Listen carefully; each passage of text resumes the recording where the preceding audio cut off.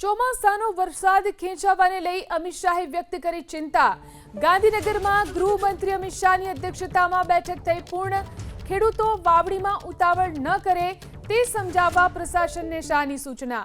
સ્થાનિક પ્રશાસનને આગોતરું આયોજન કરવા અમિત શાહે સૂચના આપી। પાણી અને ઘાસચારા અંગે અત્યારથી જ આયોજન કરવા શાહે સૂચના આપી। સંભવિત પાક નુકસાની અંગે સર્વેની તૈયારી કરવા ગૃહમંત્રી અમિત શાહની સૂચના। આ વિશે વધુ જાણકારી મેળવી અમારા સંવાદદાતા કલ્પેશ રાવલ આપણી સાથે લાઈવ જોડાયા છે। કલ્પેશ, જે રીતે અમિત શાહે ચિંતા વ્યક્ત કરી છે ચોમાસાને લઈને, તેમને સાથે શું સૂચનાઓ આપી?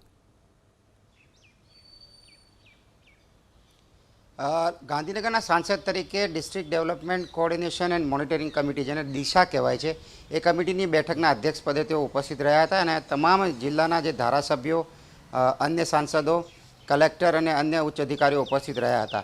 વિવિધ મુદ્દાઓ પર અને વિકાસ કાર્યોના પ્રગતિ ઉપર સમીક્ષા કરવામાં આવી હતી, પરંતુ સાથે સાથે જે માહિતી મળી, જે સૂત્રોના હવાલેથી, એ પ્રમાણે ચોમાસું ખેંચાય તો સ્થિતિને પહોંચી વળાવવા શું કરવું જોઈએ તેનું આગોતરું આયોજન કરવાની સૂચના અમિત શાહ તરફથી જિલ્લા પ્રશાસનને આપવામાં આવી હોય એ પ્રકારની માહિતી મળી છે।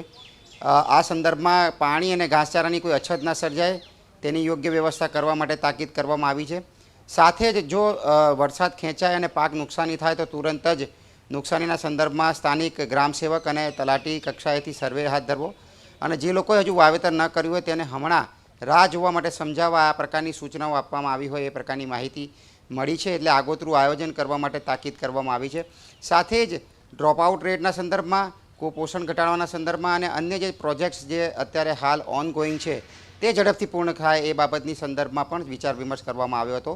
પરંતુ ચિંતા વ્યક્ત કરવામાં આવી છે કે જો ચોમાસું ખેંચાય તો પ્રશાસન તૈયાર રહે તમામ પગલાં ભરવા માટે। જી ઝીલન।